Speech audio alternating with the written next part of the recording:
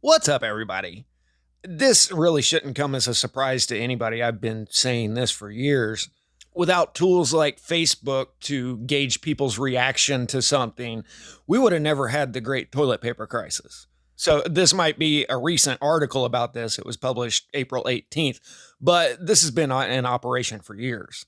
And I guess at least now we know what they call it: sentient world simulation. The Sentient World Simulation, SWS, is a project developed by the U.S. Department of Defense to create a digital copy of the real world, aiming to test psychological operations and predict human behavior. SWS assigns a digital avatar to every person on Earth and uses data collected from their online activities to create a predictive model of each person's behavior. It also replicates financial institutions, utilities, media outlets, and street corner shops, applying theories of economics and human psychology to predict how individuals and groups will respond to various stressors.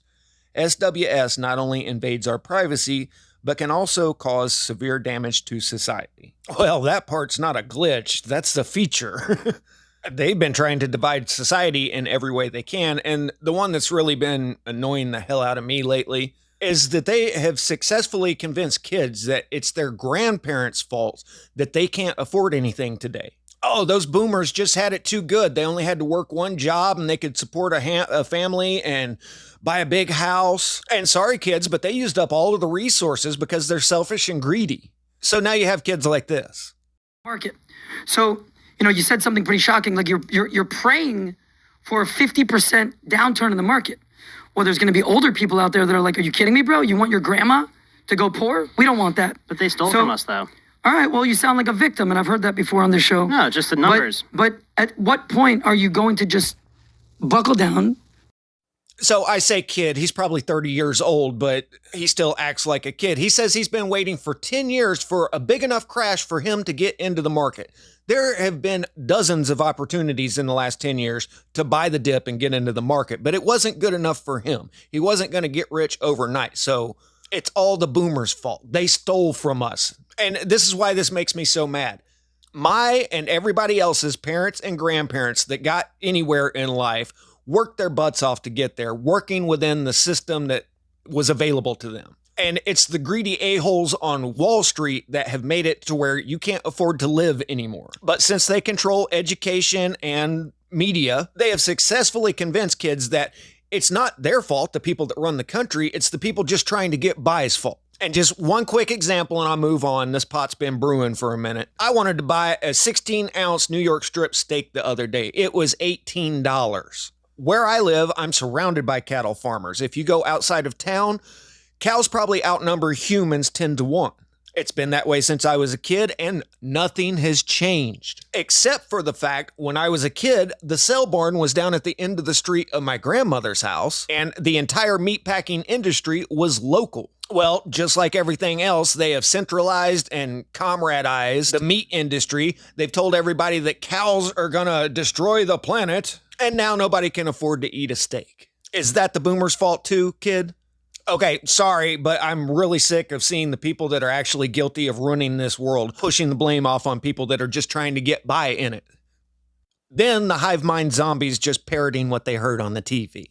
So the Sentient World Simulation is a project developed by US DoD to create a synthetic mirror of the real world that can be continuously calibrated with real world information. It aims to provide an environment for testing psyops and to help military leaders develop and test courses of action to anticipate and shape behaviors of adversaries, neutrals, and partners. SWS also replicates financial institutions, utilities, media outlets, and street corner shops, applying theories of economics and human psychology to predict how individuals and groups will respond to various stressors. The simulation is designed to be a comprehensive representation of the real world at all levels of granularity, including political, military, economic, social, informational, and infrastructure frameworks. It uses information from breaking news, census data, economic indicators, climatic events. Yeah, I heard Farmer Brown's old heifer broke wind the other day. We had a hurricane. and proprietary information such as military intelligence to create a near real-time model of the world. SWS represents every person on the planet within this computer matrix as a node, and every node is given an avatar, an identifier. And that is real-time 24/7 monitoring of every person on the planet, Patch says. This is primarily, but not exclusively, facilitated by the adiabatic quantum computers produced by D-Wave Corporation. Ooh, this must be pretty serious. I never heard of that word. And I'm one of those jerks that if I don't know a word, I usually look it up. And now it's not very often that I hear something I've just never heard of before. But adiabatic is relating to or denoting a process or condition in which heat does not enter or leave the system concerned. So while I'm sure that is some key component to quantum computing, they're just using that word here to sound smart. So one more tangent here. You know why I have a high degree of confidence that quantum computing and AI and all of this next level supercomputing is just a bluff? Bitcoin. Bitcoin would be worthless. They claim that quantum computing will be online in the next 10 years and able to perform complex computations that would take a normal computer 1,000 years, and they can do it in a second. Bullpucky. If that were the case, Bitcoin would be worthless right now. Mining Bitcoin is basically a computer just solving a bunch of equations and then adding to the blockchain. And as you add to the network, then you get paid Bitcoin. Now, here they say that the reward for mining one block is 3.125 Bitcoins, and it takes about 10 minutes. They're talking about one of these huge warehouse setups with hundreds of millions of dollars worth of servers inside. So if you invest $500 million, then yeah, you can mine out, $300,000 an hour worth of Bitcoin. But if my old computer were doing it, I might get half a Bitcoin by the time I move on. But they're claiming within the next 10 years, quantum computing will be online and it should be able to do these calculations in a split second.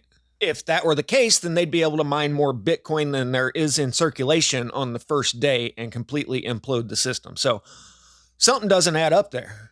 And the people with billions of dollars worth of Bitcoin understand this. So I think they're overhyping quantum computing. Otherwise, Bitcoin would already be worthless.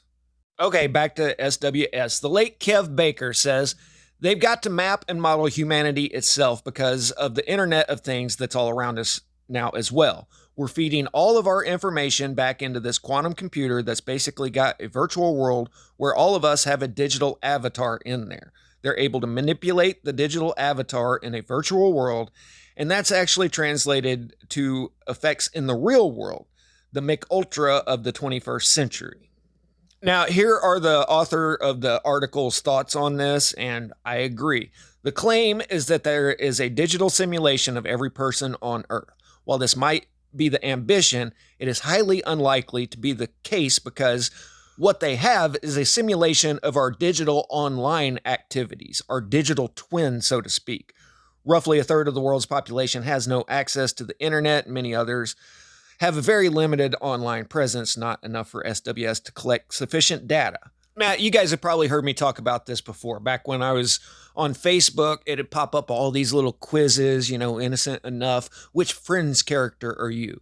Well, those little quizzes are psych evaluations, and they are building a profile of you. And I'm sure they can use the data from that to make a pretty good avatar based on the way you think. But the problem is, thinking and thought patterns doesn't equal action. You can sit there and think that, well, I would do this in that situation. But once you're put in that situation, you may still think that way, but then all of the consequences of your actions hit home with you, and you say, well, okay, maybe I better not do that. Plus, a lot of people's online persona doesn't match their at-home persona in any way whatsoever. Just imagine if you built a simulation full of avatars based off of what people post on Twitter. Well, you would think that if you push the right buttons, these people are ready to pop off in a civil war at the drop of a hat, because it's easy to talk tough from the comfort of your recliner. But if you're out on the street with 100 people with baseball bats in their hands, you're not going to be quite so tough. So I would say that they can pretty easily predict somebody's knee-jerk reaction to something. But then there's levels to everything that people haven't sat down and thought out yet. And even if you have thought something out, that doesn't mean that's what you're going to do if you were in that situation. Just like I've considered what would happen if there's a huge solar flare and the entire grid is completely fried. No way it's coming back on. Well, I might have plan A and plan B, but trust me, I realize that 5 days into it, those are going to be completely out the window, and you're going to be adapting to the situation and going wherever opportunity presents itself. So don't get me wrong, I'm sure that this tool can make some pretty accurate predictions, especially about level 1 thinking. But once you get outside of someone's scope of experience, then all bets are off. I can almost guarantee you that they wargamed the great toilet paper crisis before they did it. And I'm sure they had a high level of confidence that everyone would submit and stay home, and that a lot of people would take the injectable solution. So that was level 1, fairly accurately predicted. But then a couple weeks go by and everybody's saying, well, did you flatten the curve?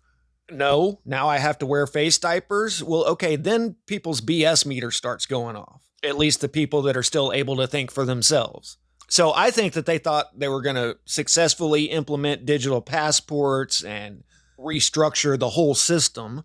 I'm sure that's what all the psych evaluations indicated. But once put in that situation, level 2 and level 3 start coming into play, and people's common sense and survival instincts kick in, and people start saying, no, this sounds fishy AF. So I'm not surprised in the least that they have a simulation like this. I'm surprised that they're talking about it publicly, but this has probably been running for 15, 20 years. But a huge variable that they can't factor in is people don't know themselves what they would do in these situations. So like I said, I'm sure they can gauge what people's knee-jerk reaction is going to be to something, which is incredibly useful and can be used in nefarious ways. But there's no possible way you can gauge how people are going to act once the grocery store has been closed for a month. Anyway, I hope you guys enjoyed it. I'll catch you on the next one. Static out.